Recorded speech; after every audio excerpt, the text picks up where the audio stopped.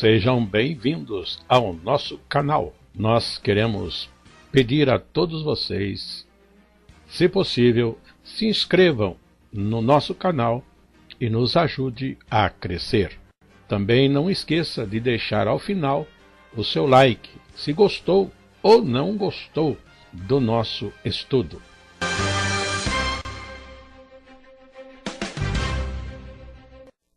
O programa a seguir é de inteira responsabilidade de seus idealizadores e apresentadores.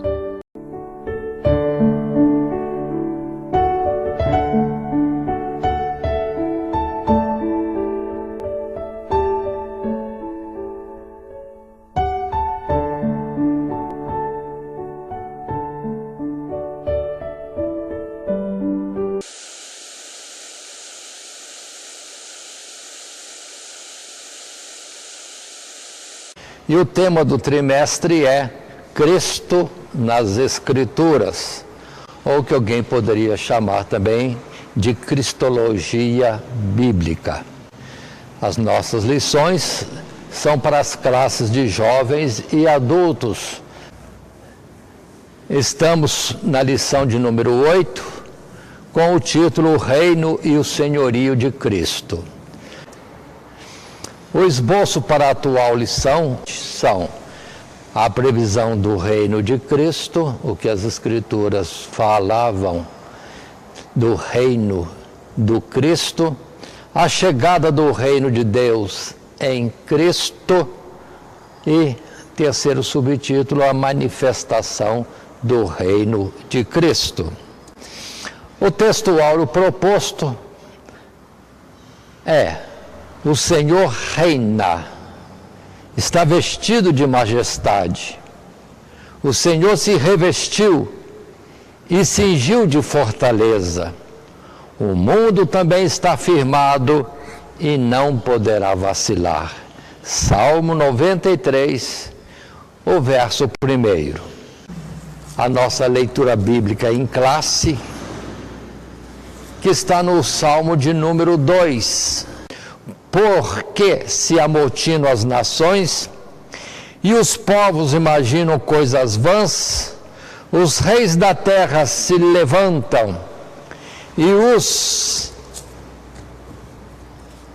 príncipes juntos se mancomunam contra o Senhor Deus e contra o seu ungido, dizendo: rompamos as suas ataduras e sacudamos de nós as suas cordas.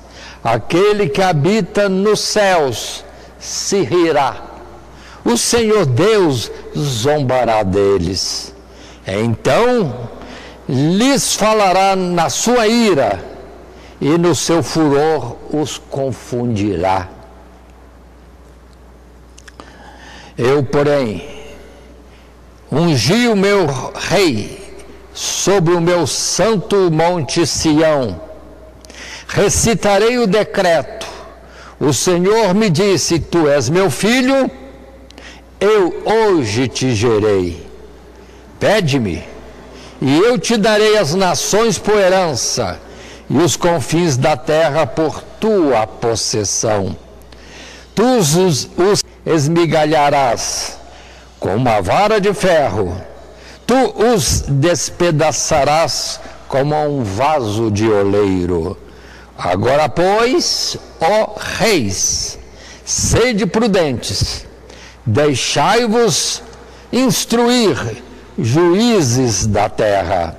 Servi ao Senhor Deus com temor e alegrai-vos com tremor. Beijai o filho, para que se não ire e pereçais no caminho, quando em breve se inflamar a sua ira. Bem-aventurados todos aqueles que nele confiam.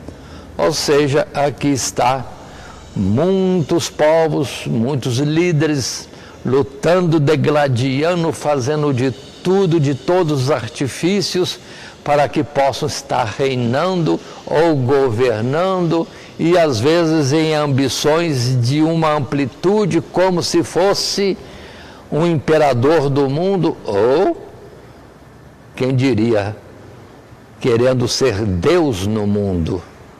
Mas Deus, o Criador de todas as coisas, já constituiu aquele que é o Senhor e Rei sobre toda a criação, tanto no universo visível como no invisível.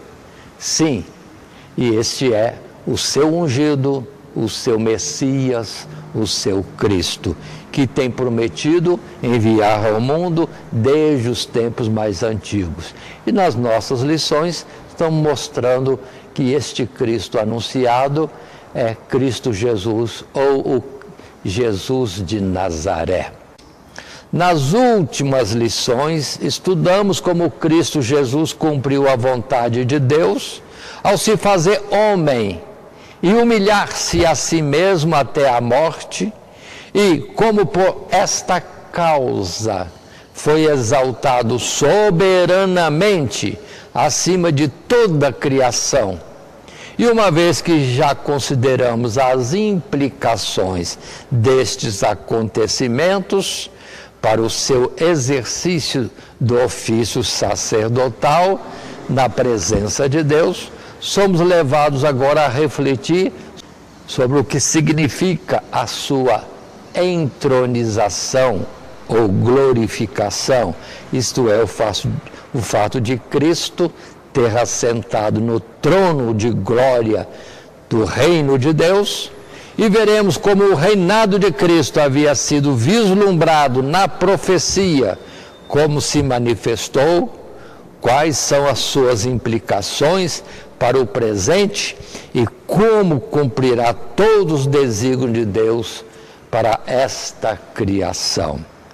Aí continuamos dentro da ideia Cristo nas Escrituras, e agora falando do seu senhorio e da sua situação, posição, constituição de ser Rei dos Reis, Senhor dos Senhores, o domínio absoluto sobre tudo que foi criado.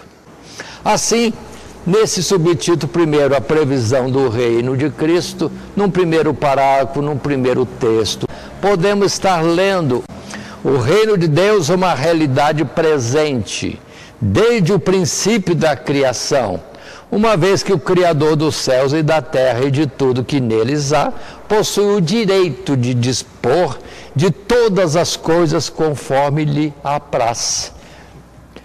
E assim o fez ao longo de toda a história, a fim de cumprir os seus desígnios, e ninguém jamais pôde se opor ou resistir à sua vontade. Portanto, ele é justamente celebrado como o Rei dos Reis, cujo domínio se estende até os confins dos céus e da terra, e dura de geração em geração eternamente. Mas, ao mesmo tempo, a revelação profética, pouco a pouco, vai desvendando o propósito de Deus, formulado antes da criação do mundo, de outorgar este reino àquele que, tendo nascido de mulher, da descendência de Abraão e da tribo de Judá, foi escolhido e ungido para que, através de um reinado de justiça e verdade, sujeitar e conquistar de volta para Deus todas as nações que haviam se separado dele pela transgressão, e exercer a sua ira contra aqueles que resistirem à sua autoridade real. Então observemos esse ponto. Primeiramente, mais do que lógico, mais do que direto, há um Criador de todas as coisas, que é o dono de tudo. Por isso que na palavra se diz que Abraão conheceu a Deus como o Todo-Poderoso, mas ainda não tinha compreendido que Deus aquele que é o Todo-Poderoso, que tudo criou, é naturalmente o dono, o Senhor de tudo. Aí vem a manifestação de Deus depois, como se diz a Faraó, Deus, o Senhor de tudo, quer que o seu povo vá servi-lo no deserto. E Faraó disse: quem é o Senhor? Não o conheço, para que mande Israel para o deserto. Pois é, Faraó não conhecia o Senhor, o dono de tudo, e depois veio a conhecê-lo através da operação poderosa, forte de Deus, em muitas atuações gravíssimas, fortes, sobre a terra do Egito, mostrando quem é o Senhor, quem é o dono de tudo, porque sol, terra, rio Nilo e todos os animais e todo o sistema do universo obedece a Ele. Então, nós temos sim o reino e o senhorio de Deus na mão daquele que criou todas as coisas, e aos poucos ele vai revelando que isso será entregue àquele que ele quer, conforme diz o Salmo 2, tu és meu filho, eu hoje te gerei, pode me pedir, eu te darei todas as coisas. São muitos textos bíblicos que nós temos para falar disso de uma forma mais clara, uma forma mais, digamos assim, representativa ou figurada do reinado do Cristo de Deus. E nós colocamos alguns aqui.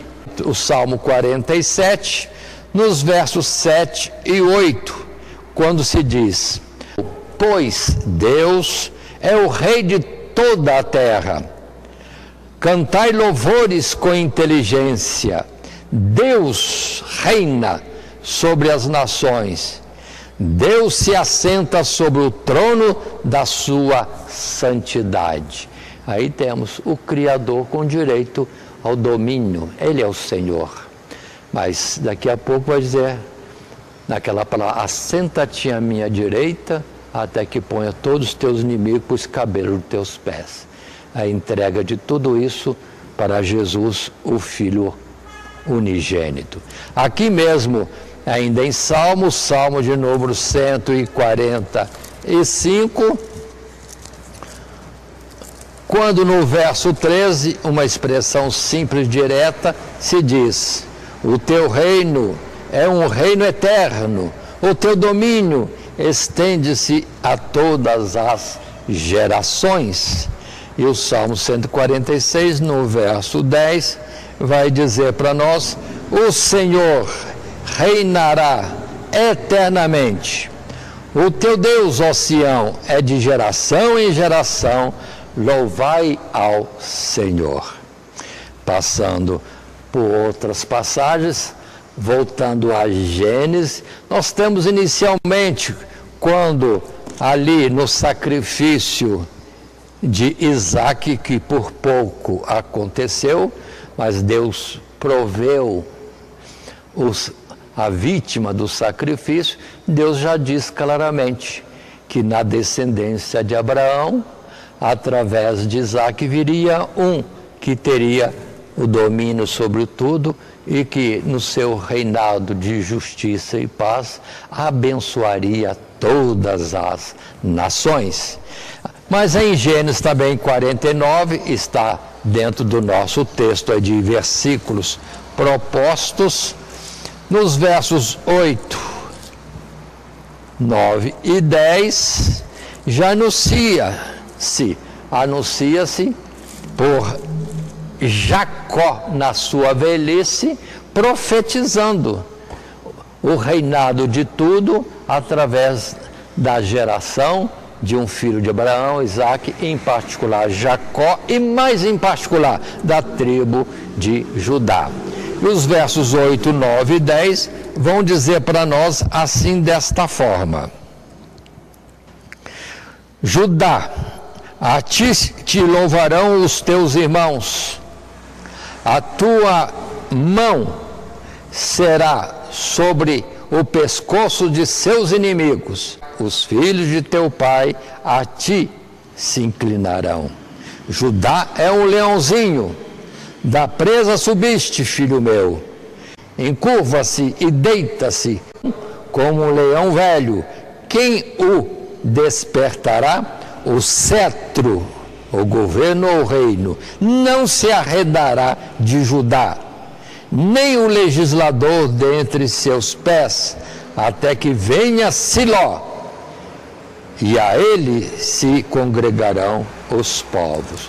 Aí, dentro daquela promessa que na descendência de Judá e Davi haveria sempre um rei sobre o povo de Israel, nessa descendência.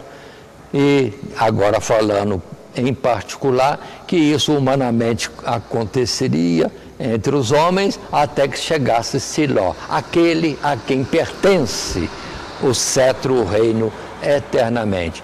E falando de Cristo Jesus. Nós temos em Números também, no capítulo 24, verso 17 a 19, profecia de Balaão. Profecia de Balaão, falando justamente deste que é rei sobre tudo. E o verso 17 nos diz assim, desta forma: vê-lo-ei, mas não agora. Contemplá-lo-ei, mas não de perto. Uma estrela procederá de Jacó, e um cetro subirá de Israel, que ferirá os termos dos moabitas e destruirá todos os filhos de Sete, os filhos da confusão e tumulto. E Edom será uma possessão, e Seir também será uma possessão hereditária para os seus inimigos, pois Israel fará proezas. E o 19 ainda diz: e dominará um de Jacó, e matará os que restam das cidades, ou seja, os opositores a esta determinação de que o reino, o senhorio, o governo está naquele que Deus sim propôs constituir, nos colocando lá no passado, quando ainda é previsão do reino que será dado a Cristo. Depois o Salmo 2, que já temos lido na nossa leitura bíblica em classe. Passando a um segundo parágrafo, a um segundo texto agora em tela, nós podemos ainda ler: embora a instituição da monarquia em Israel tenha ocorrido em circunstâncias que revelavam mais a avidez do povo em ter um líder humano para governá-los, assim como o tinham as demais nações, esquecendo-se eles de que o próprio Deus os governava.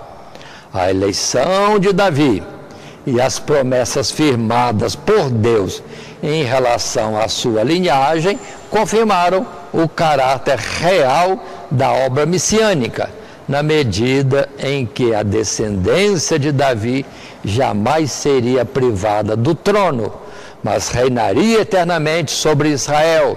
E por essa causa, os profetas não apenas anunciam o Messias como filho ou descendente de Davi, mas como o próprio Davi, o reinado do filho de Jessé, prefigurando em diversos aspectos a prosperidade, a paz, vitória e bênção que acompanhariam ainda mais abundante e perpetuamente o reinado messiânico, o reinado do Messias, então anunciado.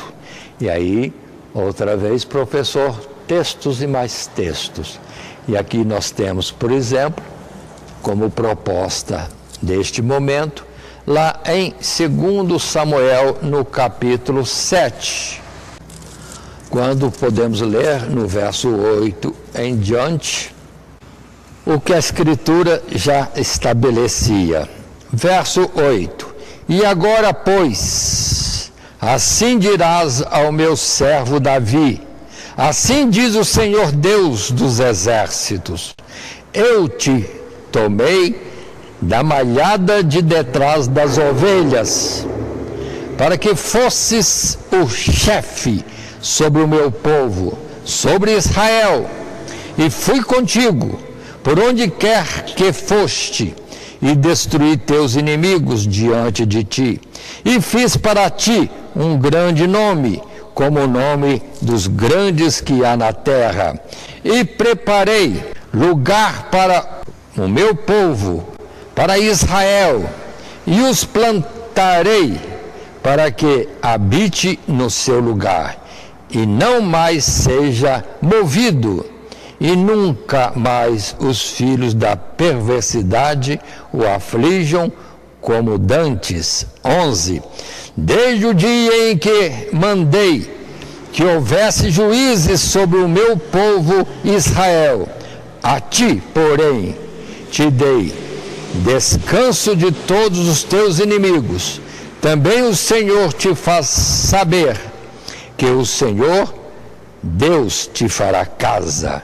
Quando teus dias forem completos e vieres a dormir com teus pais, então farei levantar depois de ti a tua semente, que procederá de ti, e estabelecerei o seu reino.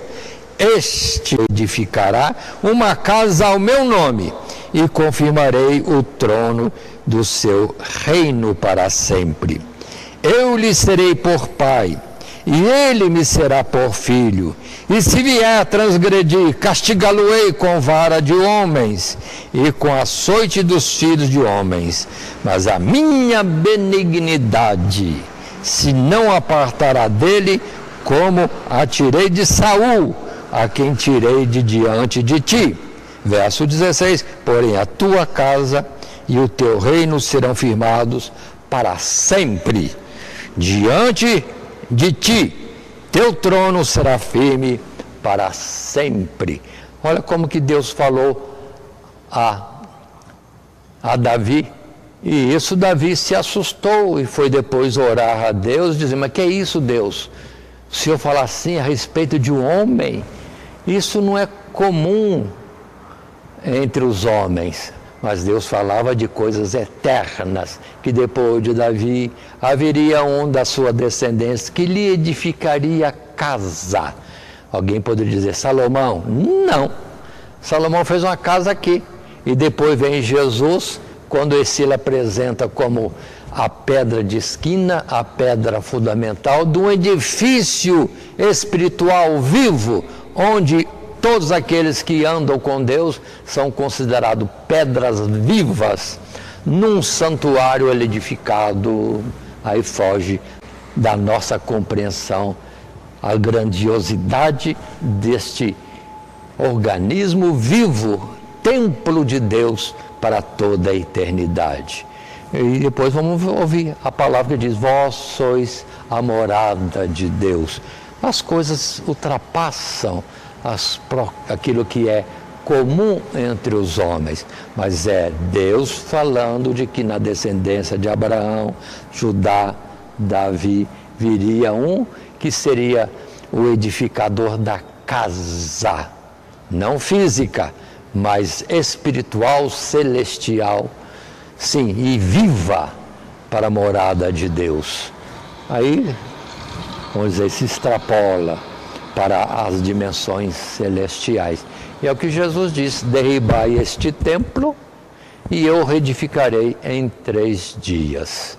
Falando dele mesmo como pedra viva e fundamental, sobre a qual viriam outras pedras, o edifício de Deus, o templo de Deus. Aqui mesmo em 2 Samuel, já no capítulo 23, final praticamente do reinado de Davi, versos 3, 4 e 5, quando a Escritura coloca para nós essa informação. Disse o Deus de Israel, a rocha de Israel, a mim me falou: haverá um justo que domine sobre os homens, que domine no temor de Deus, e será como a luz da manhã, quando sai o sol da manhã sem nuvens, quando pelo seu resplendor e pela chuva a erva brota da terra. Ainda que minha casa não seja tal para com Deus. E Davi vai considerando a promessa que é eterna, quando continua dizendo: contudo, estabelecerá consigo um concerto eterno, que em tudo será ordenado e guardado. Pois toda a minha salvação e todo o meu prazer estão nele, apesar de que ainda não o faz brotar. Aí está, Davi orando e conversando.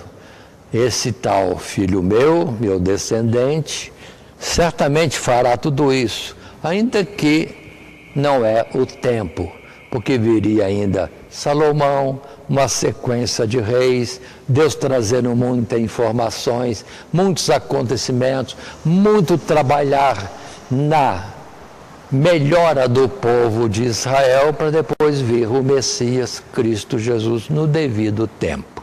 Ainda temos, falando sobre isso, na previsão do reino de Cristo, o Salmo 89, os versos 3 e 4, quando esse texto diz: fiz um concerto com o meu escolhido, jurei ao meu servo Davi.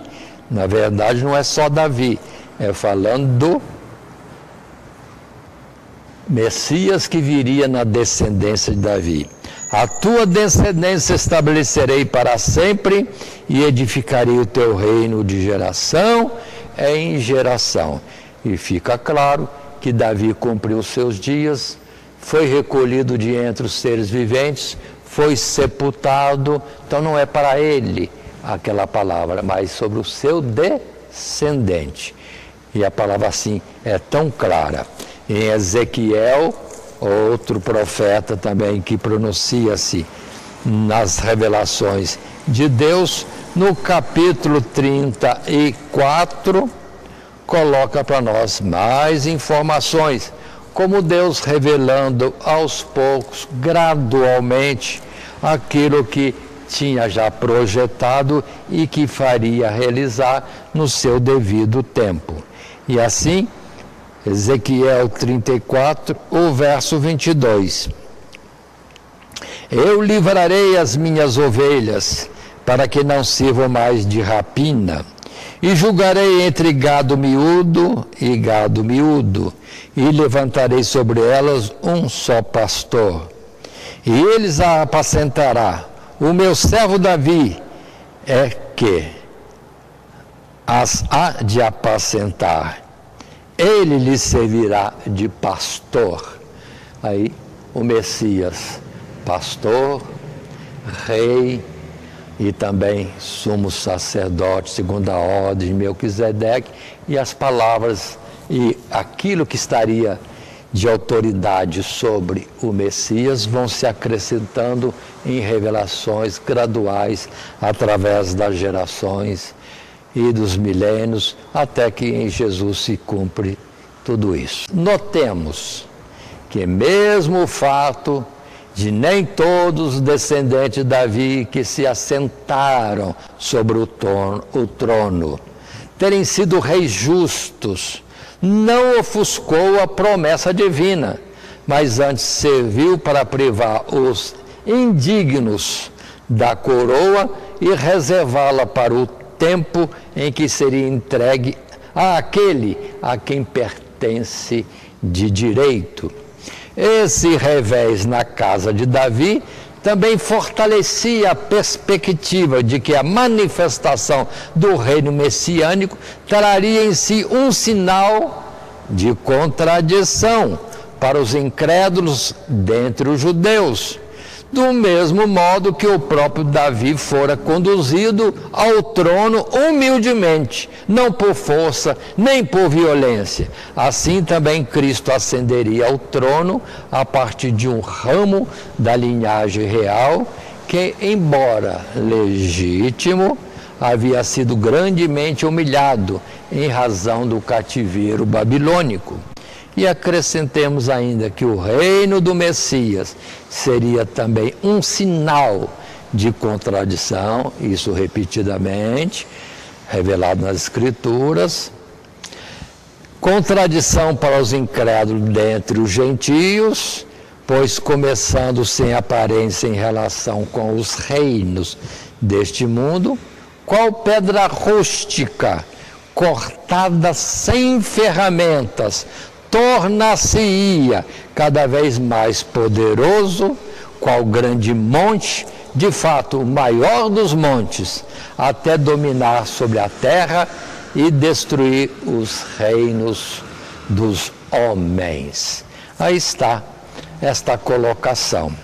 E, dentre deste assunto da sequência de reis que começariam lá em Davi e passaria por altos e baixos, o cativeiro humilhante que tirou o reinado e humilhou o rei, a classe real, descendente de Davi, colocando na prisão por muitos anos, e nunca mais depois se ouviu falar de rei depois do cativeiro, a não ser quando chegou Jesus. Mas vamos na sequência anterior. Sim, tudo isso eram atropelos entre os homens, mas não mudava de forma nenhuma o alvo de Deus, que é vir de Davi na semente dele, da tribo de Judá, descendência de Abraão, e que seria assim o rei eterno e justo e de paz sobre todo o reino de Deus, que não é este mundo. É o que nós precisamos entender. O reino de Deus não é deste mundo. Pode estar aqui, mas não é deste mundo. Aí temos as palavras que nós colocamos das Sagradas Escrituras como propostas para aqueles que estudam a nossa lição, iniciando em Isaías, no capítulo 7, quando lá no princípio, falando do Messias de uma forma bem clara, percebamos isso, se diz assim também, verso 14, e passo a ler. Isaías capítulo 7, o verso 14. Portanto, o mesmo Senhor, Deus, vos dará um sinal. Eis que uma virgem conceberá, e dará à luz um filho, e será o seu nome Emanuel, que significa Deus conosco. Manteiga e mel comerá, até que ele saiba rejeitar o mal e escolher o bem. Na verdade, antes que este menino saiba rejeitar o mal e escolher o bem, a terra de que te enfadas será desamparado dos seus 2 reis. Pronto. Ou seja, o fato de cair o reino do norte nas 10 tribos rebeldes e depois também cair o rei ou o reinado na nação de Judá, era previsto, abatendo o povo que ainda estava muito envolvido com a idolatria. E vem o cativeiro, humilhações, pós-cativeiro, humilhações, e não aparece nenhum rei mais, a não ser quando se manifesta Jesus, já tenho dito. E assim, vejamos ainda em Jeremias 52, o fato que mostra que houve humilhação no trono de Davi em Israel. Mas tudo isso sem que Deus anulasse o seu propósito. Virá um ainda, e será rei eterno, e nunca mais serão envergonhados, nem retirados da sua terra. E os versos em Jeremias 52, os versos 31 e até 34. E assim lemos. 31. Sucedeu, pois, no ano 37º do cativeiro de Joaquim, rei de Judá, no mês do 10º, aos 25 do mês, que Evil-Merodach, rei de Babilônia, no ano primeiro do seu reinado, levantou a cabeça de Joaquim, rei de Judá, e o tirou da casa da prisão. Falou com ele benignamente, e pôs o seu trono acima dos tronos dos reis que estavam com ele em Babilônia. E lhe mudou as vestes da sua prisão, e Joaquim comeu pão sempre na sua presença, todos os dias da sua vida. E quanto ao seu tratamento, foi-lhe sempre dado o tratamento comum do rei da Babilônia, e a sua porção cotidiana até o dia da sua morte, todos os dias da sua vida. E aqui temos, depois da destruição de Jerusalém, do templo, do aniquilamento da nobreza judaica, ou na família de Davi, anos e anos preso. Por fim, vem o rei de Babilônia após Nabucodonosor e restaura, honrando-o grandemente. Era o prenúncio de um tempo que mudaria e as coisas estariam continuando. Mas observe aí, nesta lista de textos bíblicos, que agora vamos para Daniel, no capítulo 2. Daniel, onde nós temos informações preciosíssimas sobre o reino do Messias. E aqui, começando no capítulo 2, quando se fala daquele sonho de Nabucodonosor, o que será depois desses dias? E através de Daniel, Deus revela no sonho que ele tinha esquecido, que há reinos, impérios sobre o mundo, e após o império viria o outro, e assim sucessivamente, completando 5 impérios neste mundo. Primeiro Nabucodonosor, cabeça de ouro; o segundo, peito e braços de prata, o Medo-Persa; o terceiro já é o grego, e representado pelo ventre e coxa de cobre. Depois vem o romano, de ferro nas pernas, e finalmente o pé, que é barro. E ainda que tenha alguma coisa de ferro, mas barro e ferro não se ligam. Assim, é um tempo de governos que não se entendem, que não são unidos. Não conseguem se unir porque são de qualidade totalmente diferente. Mas se são 5 impérios que viriam, nos dias desses impérios, Deus estaria levantando o seu reino, o reino do céu, representado por uma pedra, a pedra eleita, provada, rejeitada pelos homens, mas para Deus era a pedra de esquina, Cristo Jesus. Sim, que é aquele que viria como o rei de um reino que não é parte deste mundo, não faz parte da estátua, e que por fim destruirá todo esse sistema para constituir o reino eterno de Deus. Mas ele já existe, porque a palavra diz que nos dias desses reinos, Deus levantaria o seu reino, e o final seria a destruição do templo dos pés, o sistema de governo que nós temos atualmente no mundo. Tudo isso será aniquilado e virá só aquilo que é eterno, celestial, espiritual, onde Cristo Jesus estará em plena glória com todos os seus.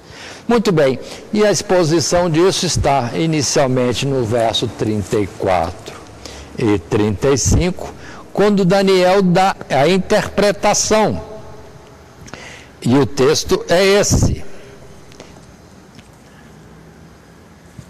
34.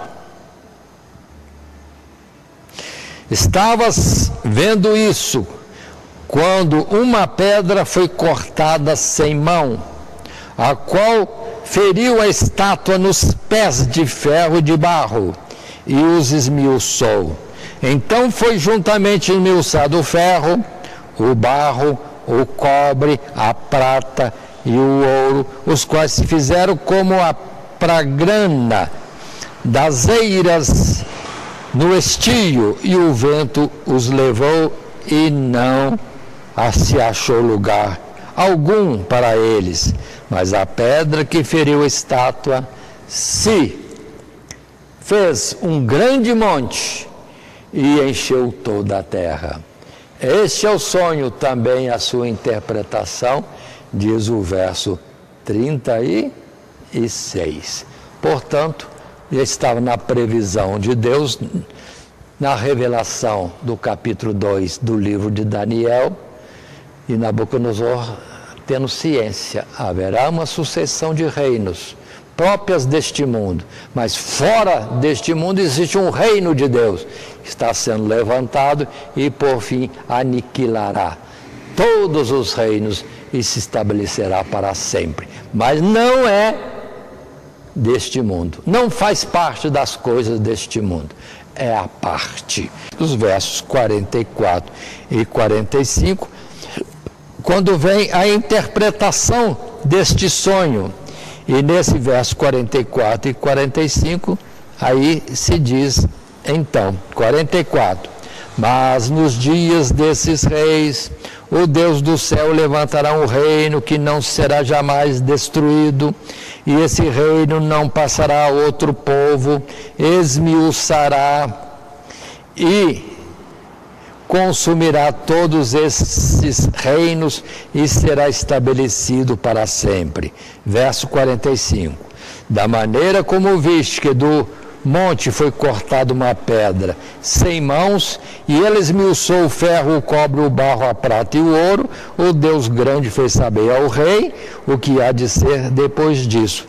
E certo é o sonho e fiel a sua interpretação.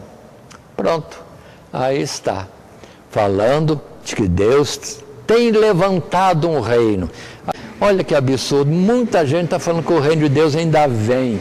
Isso não estão lendo nas Escrituras, que o reino de Deus já está na terra, já está sendo levantado desde os impérios mais antigos, mas se manifestou no tempo dos pés, e ali estará sendo exercido o juízo de Deus contra todas as nações, e virá aquilo que é só o celestial.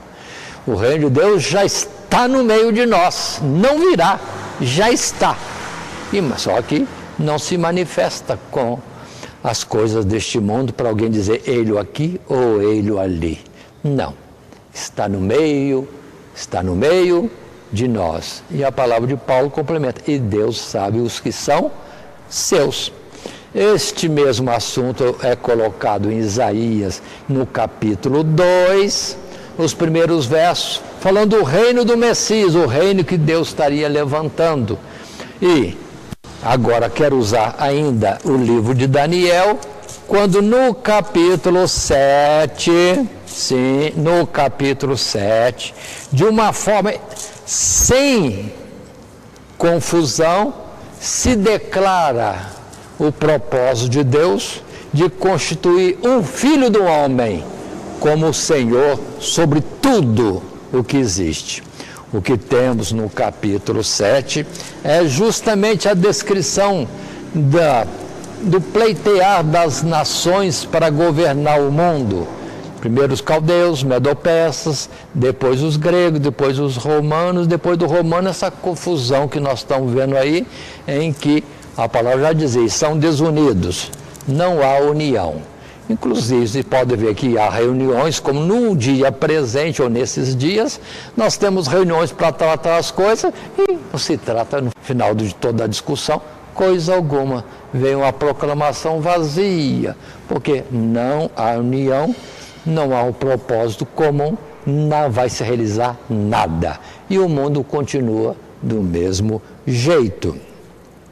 Mas observemos, Daniel capítulo 7.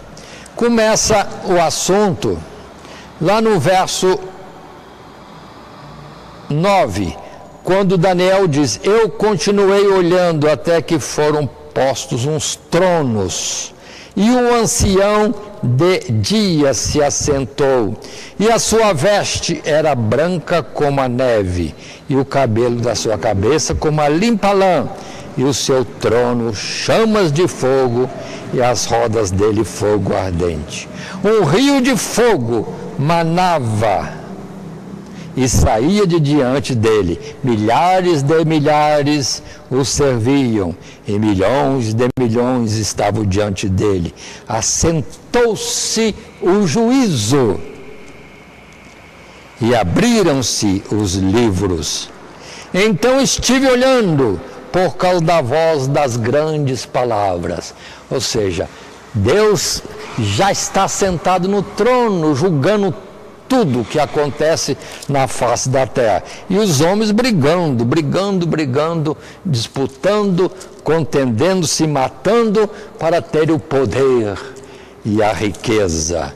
Mas continua o verso de número 13, que diz, eu estava olhando nas minhas visões da noite, e eis que vinha nas nuvens do céu um como o Filho do Homem, e dirigiu-se ao ancião de dias, e o fizeram chegar até ele.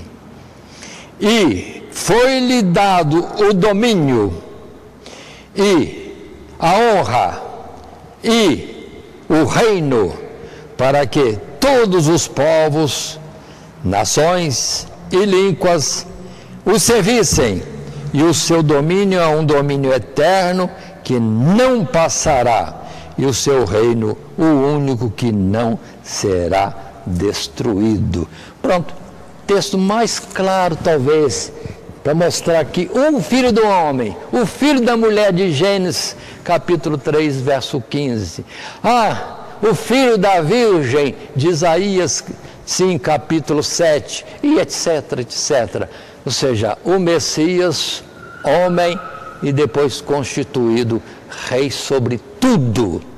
Estamos falando de Daniel, capítulo 7, verso 9 e versos seguintes, de uma forma bem clara. Sim, a previsão do reino de Cristo, alguém que teria domínio sobre tudo. Alguém vai dizer assim, mas cadê o reino de Deus? Mas preste atenção, onde está o reino caldeu? Já se foi. Cadê o reino medo-persa? Já se foi. Cadê o reino grego? Já se foi. Cadê o reino também romano? Já se foi. E cadê o reino deste mundo? Vai se passando. Quantas nações se levantaram? Quanta disputa, desde Napoleão Bonaparte, depois da Segunda Guerra Mundial, muitos querendo governar e dominar o mundo, e depois o bloco comunista e o bloco ocidental, e que continua ainda essa luta, todo mundo disputando dominar o mundo.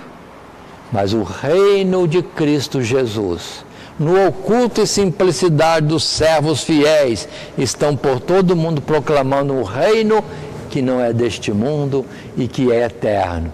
Manifesta-se no coração, na mudança de vida, e depois se perpetua na eternidade após o último dia da existência deste mundo, quando os mortos vão de ressuscitar e o julgamento e o ide malditos de meu Pai para o fogo eterno, e vinde benditos de meu Pai e possuí por herança o reino que vos está preparado desde a fundação do mundo. Aí está a realidade.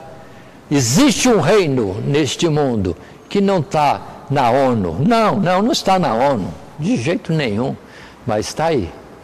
Com gente fiel a Deus, que não teme coisa alguma. Estão sendo mortos para todo lado os cristãos, vergonhosamente mortos, covardemente mortos. E a mídia não mostra, mas eles são fiéis até a morte, não negando o seu Senhor Jesus, o Jesus de Nazaré, o Messias prometido por Deus. Está nas Escrituras e está presente e vai continuar existindo o cristianismo sincero, verdadeiro e puro, que não vem com aparência nas instituições religiosas. Infelizmente, as instituições religiosas não representam adequadamente o reino de Deus. E vamos em frente, entrando agora no nosso segundo subtítulo, a chegada do reino de Deus em Cristo Jesus. E naturalmente isso acontece quando depois da Virgem se conceber e dar à luz o menino, pronto, já há um reboliço no mundo. Anjos anunciando a chegada do reino de Deus em Cristo, que é Jesus. Primeiro lá em Belém, aos pastores na simplicidade, depois aos magos do Oriente que vêm e deixam Jerusalém alvoroçada, vieram adorar aquele que é rei, constituído por Deus. Pronto, um impacto. E aí para cá o cristianismo, dentro da sinceridade e humildade e ocultos aos olhos dos homens, e tem também um cristianismo que se diz ser, mas que não representa o reino de Deus em verdade, porque a palavra é clara: todo aquele que professa o nome de Cristo aparte-se da iniquidade. E o que temos muitas vezes num cristianismo atual é idolatria, invocação de mortos, ao amarra ao mundo, os divórcios, os adultérios, as prostituições, como se isso fosse reino de Cristo. Não é. Isso não é o reino de Cristo. Mas, nesse segundo subtítulo, temos em tela o texto que diz: os judeus esperavam que a manifestação do reino de Deus inauguraria uma nova era, tanto para eles como para os gentios, na qual Israel seria restaurado como reino, e os demais povos seriam subjugados por um Messias guerreiro, político e glorioso. Muitos daqueles que interrogavam a Jesus esperavam o reino de Deus sob esse aspecto material. E mesmo os discípulos de Jesus, alimentavam por muito tempo essa esperança.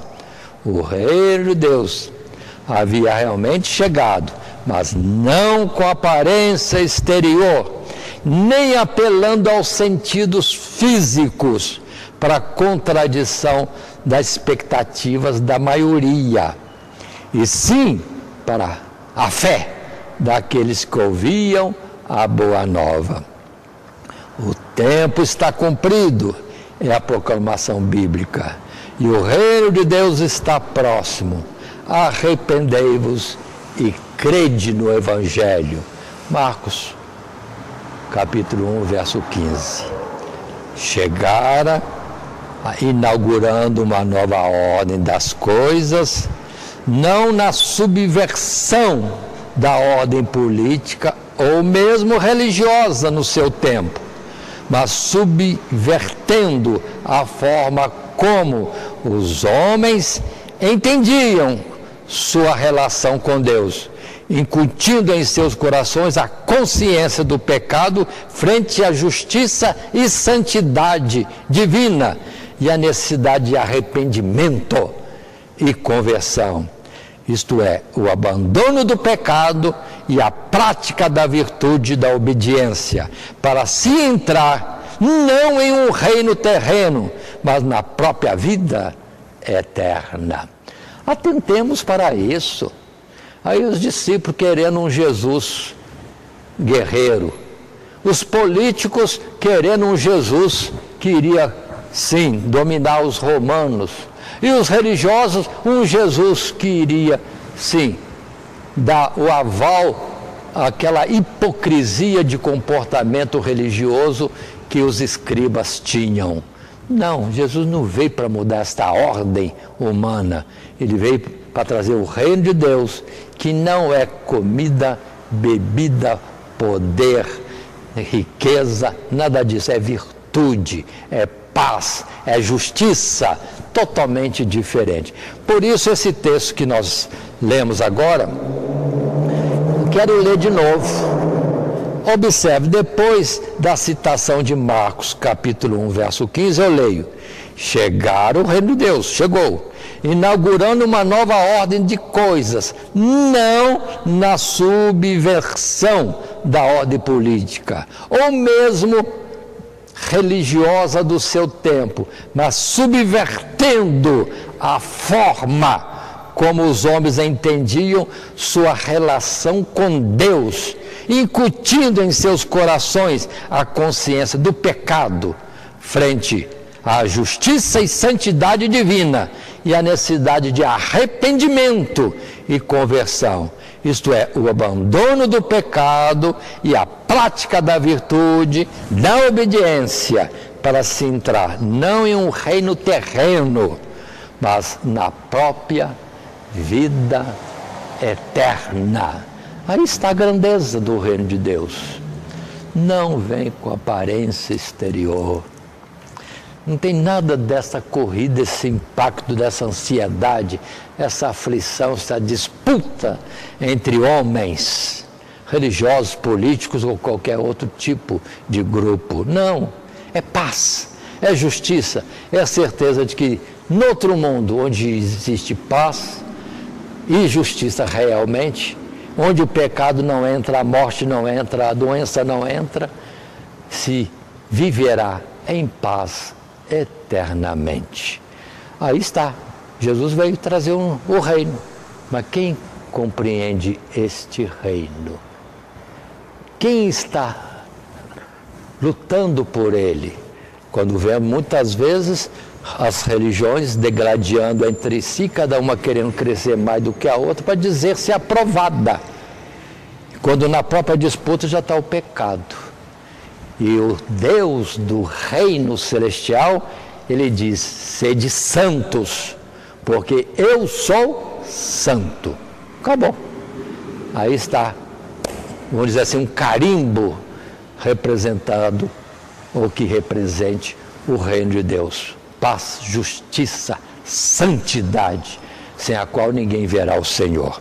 E para este assunto, ou este subtítulo, a chegada do reino de Deus em Cristo Jesus, nós temos, professores, ou aqueles que estudam conosco, vários textos, e aí, na sequência, deixo para a sua escolha, na ministração da sua aula, junto à classe, esses textos todos, como Mateus capítulo 20, verso 20 e 21, Mateus 24, os versos 1, 2 e 3, Atos dos Apóstolos, capítulo 1, versos 6 e 7. Todos esses textos que mostram a expectativa dos judeus e dos próprios discípulos de Jesus de um reino material. Jesus fala do reino, da luta do reino, e lá vem os discípulos dizendo: nós temos duas espadas. O que é duas espadas? Mas na visão disso, discípulos disputando quem é que vai ficar à direita e à esquerda do Senhor Jesus no seu reino. Os homens esperando uma revolta contra os romanos. Nada disso. Jesus não entrou em nenhum lugar disso. E homens disputando por uma questão de justiça entre eles mesmos, quando um diz: Senhor, fala com meu irmão para repartir a herança de nosso pai comigo. Jesus, quem me constituiu juiz entre vocês? ou seja, querendo que Jesus entre na causa da expectativa, ambição deste mundo. E Jesus está longe. Por isso que em Atos capítulo 1 em especial, quando perguntaram, é hoje, é agora que o Senhor vai constituir o reino de Deus? Após a morte e a ressurreição? E Jesus responde, não vos pertence saber os tempos, as estações, que o Pai determina por si mesmo. Mas a tarefa de vocês é ficar em Jerusalém até que do alto sejais revestido de poder. Então ser-me-eis testemunhas. Pronto. Aí nós temos o reino de Deus depois do descer da unção do Espírito Santo, os discípulos não falando mais das coisas deste mundo, mas anunciando que há um rei que domina sobre tudo e que é da ordem de Deus, e cujo reino não vem com aparência exterior e que consiste de paz, justiça, santidade, verdade. Esse mundo conhece a verdade? Muito bem. E outras passagens mais deixo para o professor escolher dentre vários textos aqui propostos e outros mais que poderiam existir. Aí vemos Jesus curando, Jesus libertando os oprimidos por diabo, Jesus ressuscitando os mortos, Jesus curando da lepra, Jesus mudando a vida de um Zaqueu, um publicano, um pecador, diria outros, de uma prostituta que foi pega em flagrante adultério, Jesus muda, perdoa, e outros mais, as vidas são modificadas. A mulher que era encurvada, que Deus libertou e dizendo, esta aí é uma filha de Abraão. E depois espantando os judeus, dizendo a respeito do centurião de Cafarnaum, em todo Israel não vi fé como neste homem. Ou seja, um gentio dominador com mais fé em Deus do que os próprios religiosos, sim, de uma vida de rituais no templo. Olha como é que Deus quebrou essa situação de reino carnal ou físico neste mundo. Não, o reino de Deus é de Deus, espiritual, celestial, muito sublime e nobre, muito mais além do que todas as coisas deste mundo. Passando em frente, chegamos à terceira subdivisão do nosso assunto, a manifestação do reino de Cristo. Aí vem, depois de Jesus, a continuidade desse reino, após a apresentação do rei do reino de Deus, que é Cristo Jesus, o seguir a manifestação deste reino, quando aí sim há um rei constituído entre os homens, de um reino que não é deste mundo, e proclama-se para todo lado, né? A palavra que diz, arrependei-vos, convertei-vos ou voltai-vos para Deus, e sejam perdoados os seus pecados no descer as águas do batismo. Pronto. Aí é a mudança. Nada deste mundo, mas totalmente espiritual. E a ele agregaram muitos milhares de todo o Israel. E por todo o mundo se espalhou de tal forma que em todo o mundo existente naquela época e conhecido, se dizia, há um reino diferente, em que Cristo Jesus é o Rei. Mas, nesse terceiro subtítulo, temos um texto em tela que nos diz, vamos estar lendo, não obstante seu aspecto espiritual e eterno, bem como presente, o reino de Deus anunciado em Cristo Jesus também pode ser considerado sob o aspecto posterior da sua manifestação após a ressurreição, depois na consumação dos séculos. Já consideramos na lição passada a importância da ressurreição como solene declaração de Deus acerca do reinado de Cristo sobre as nações, e que, tendo sido recebido no alto e se assentado no seu trono de glória, ali aguardará até que todos os seus inimigos sejam colocados debaixo de seus pés. Isso significa que Cristo recebeu todo o poder e direito para reivindicar os reinos e nações da terra, tanto por constituir herança do Pai, como despojo de sua vitória contra Satanás.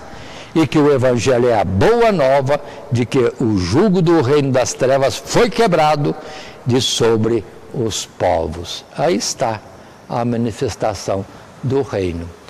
Por que se não manifesta? Deus não está preocupado com isso. Tempo após tempo, dia após dia, geração após geração, todos esses grandes homens disputando poder, tanto religioso como político, outras formas de poder. Por aí, todos estarão no pó, todos morrerão, não vão mais falar mal, e nem desafiar, e nem desrespeitar aquele que é o Criador de todas as coisas e seu Filho Jesus Cristo. Hoje se fala, sim, fazem muita chacota a respeito de Deus e de Jesus, mas Deus só está olhando, e cada tempo, cada dia, muita gente está morrendo e passa essa geração e nunca mais se levantarão. E por fim Jesus se levantará e dirá: onde estão os meus opositores? Onde estão aqueles que, sim, falavam mal de mim? Não existem mais.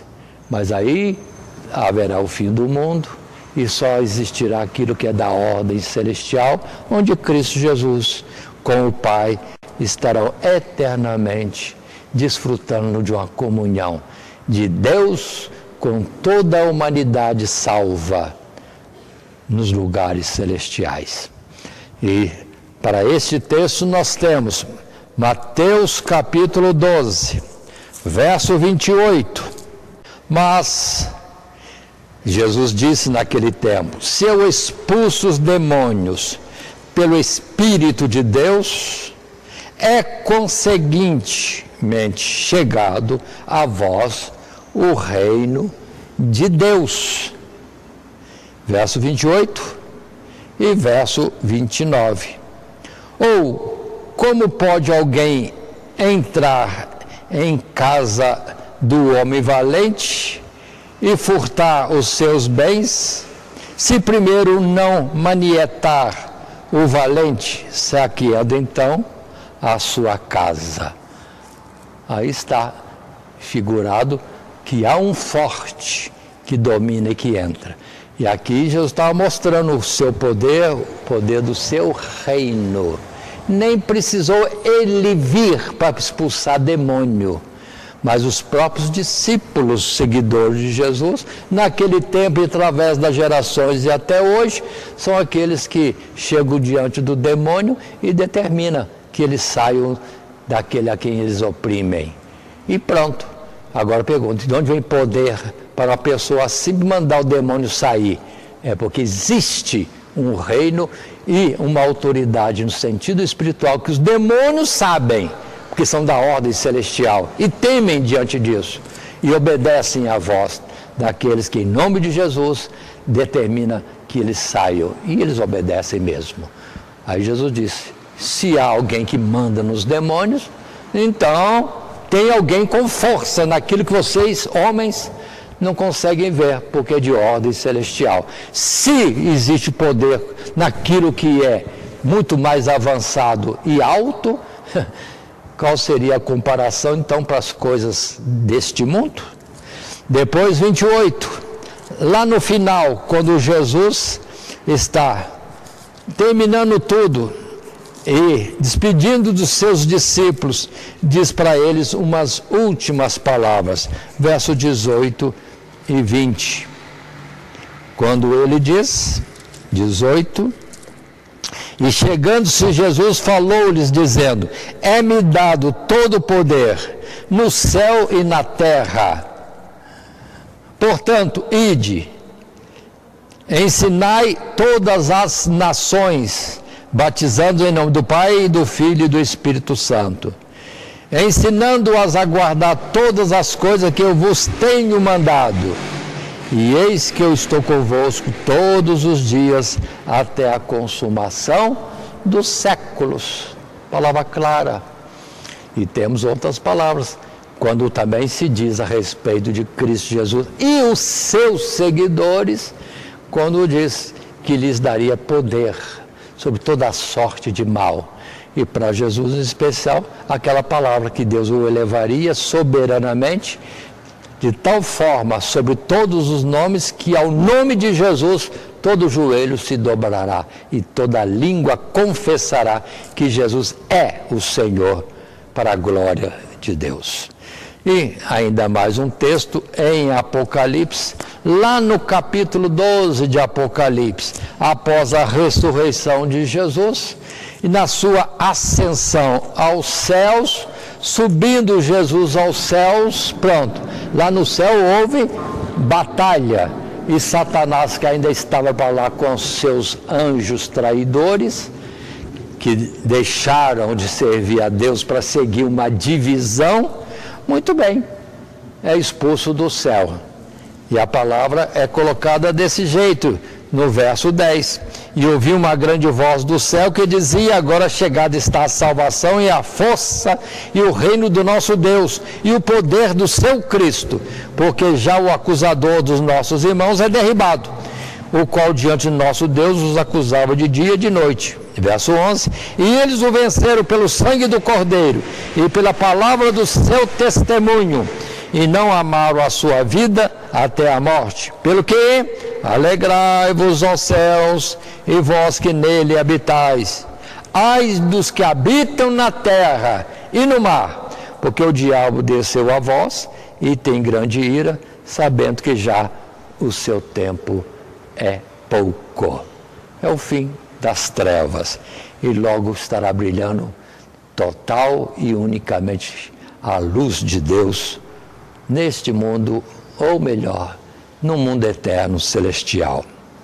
Passando nesse terceiro subtítulo, a manifestação do reino de Deus, há um segundo texto que agora também está em tela, podemos ler. Por sua vez, não podemos negar que o reino de Deus ainda se reserva a uma manifestação futura, em vista da qual Cristo exorta diversas vezes seus ouvintes sobre as implicações eternas de suas ações ou atitudes no reino de Deus presente.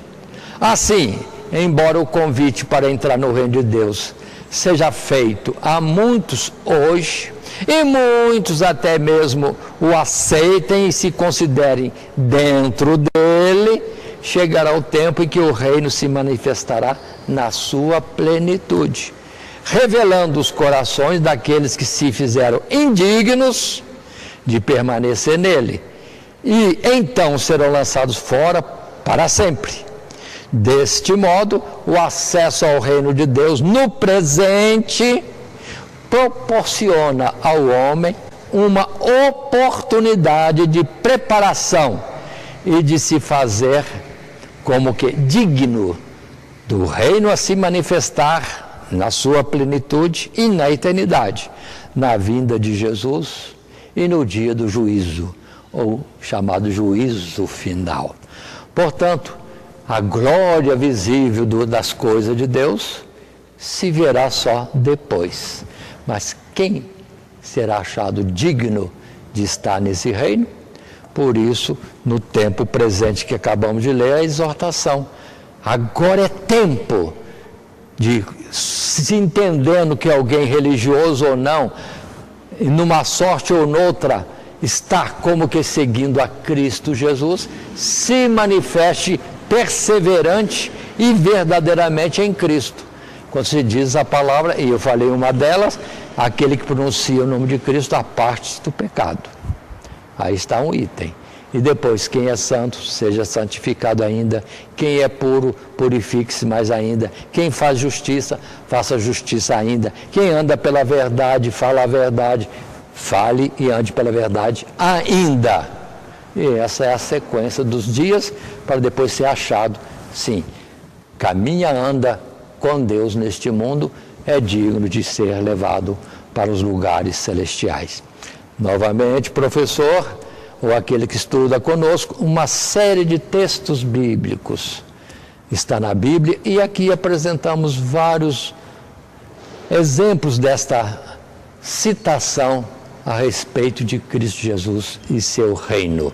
Mateus capítulo 7, Mateus 22, Mateus 24, Mateus 13 e 2 Timóteo capítulo 4, verso 1 e 2. Todos títulos falando, sim, textos falando desta manifestação do reino de Deus agora. O estar no temor de Deus e procurando andar segundo a vontade de Cristo é indício de salvação.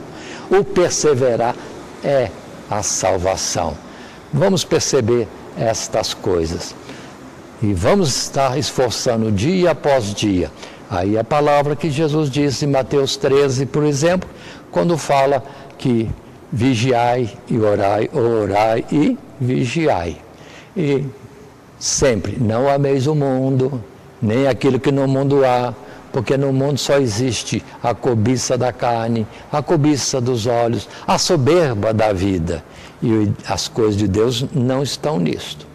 Mas aquele que faz, procura fazer, esforça no caminho de Deus, aí sim, sobre esses não haverá confusão, mas permanecerão para sempre. E quanto ao mundo, o mundo já estará passando, conforme a notícia dos jornais até hoje, estão prevendo um fim deste mundo, porque a situação não está muito estável, não. O globo terrestre está instável, sinal de um tempo de término que deve estar muito perto. Isto posto, nós concluímos então com a palavra que está no texto agora em tela e que diz para nós: tão certo como Cristo é o Rei dos Reis e Senhor dos Senhores, o seu domínio é para sempre. Assim também nós, se permanecermos com Ele, venceremos este mundo e com Ele reinaremos eternamente em glória. O Cristo que é Jesus e já se manifestou, e do qual também se diz, podemos usar nessa conclusão, que com respeito a Cristo, não é somente participar da sua glória, não é somente para isso que somos chamados ou alistados, mas antes, primeiro para batalhar pela verdade e pela justiça das coisas de Deus e depois desfrutar desse reino eternamente. Isto posto, lembremos que estamos na lição de número 8, o reino e o senhorio de Cristo Jesus.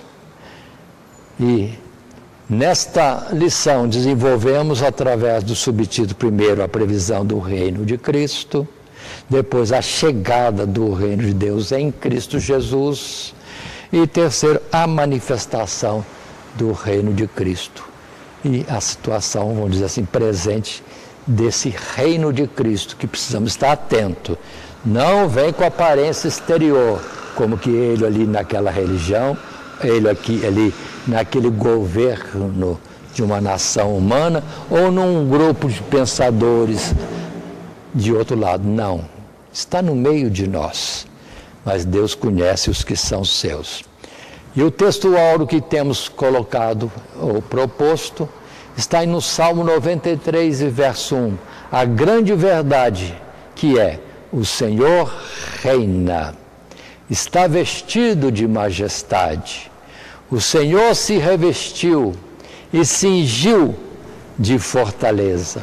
O mundo também está firmado e não poderá vacilar. Salmo 93, verso 1, e que Deus nos abençoe em Cristo Jesus. Amém. Primeiramente, quero agradecer a todos que sintonizam o nosso canal. Canal voltado principalmente à transmissão, à divulgação da Palavra de Deus. E ao encerrar o estudo desta noite, eu quero pedir a todos vocês, os que ainda não são inscritos em nosso canal, se inscrevam. Se inscrevam. Logo aí embaixo está aí a palavra inscreva-se. Clica nela. Somente isso. Se o estudo desta noite foi do teu agrado, você gostou, você concordou, clica aí no gostei. Gostei. Se você não gostou, é um direito seu. É um direito seu não gostar. Mas você pode manifestar isto. Para nós será importante isso. Saber que alguém não gostou. Clique no não gostei. Fácil. Não vai identificar você, nada. Simplesmente você vai expressar a sua opinião. Gostei, dedão para cima. Não gostei, dedão para baixo. E também pode, se você acha interessante compartilhar com seus amigos, compartilhe o nosso trabalho. Compartilhe. Aí embaixo, compartilhe. Você pode compartilhar no YouTube, pode compartilhar no Instagram, pode compartilhar no Facebook, pode compartilhar no Messenger, no WhatsApp. Vai simplesmente nos ajudar a crescer. Porque o nosso objetivo não é financeiro. Não é financeiro. Pode ver que os nossos trabalhos são todos sem fins lucrativos. Coopere conosco. Nos ajude. Temos também os nossos blogs, a nossa emissora na web, a Rádio Net Grata Nova. Tudo isso você encontra aí embaixo na descrição do nosso vídeo, do nosso estudo. Dá uma olhada, todos os endereços estão aí, junto à descrição dos nossos estudos. E eu agradeço, primeiramente a Deus, por tudo que Deus tem feito nesses anos que nós estamos trabalhando na internet. E a você, que toda semana entra no nosso canal. Deus te abençoe. Todo dia, toda hora, muito mais prazer em ouvir. Radionet Grata Nova. Web Rádio, a qualidade que faz a diferença, cada vez mais necessária. Rede Grata Nova de Evangelização. Acesse nosso site www.horadadecisão.com.br. Hora da Decisão, tudo junto, sem acento.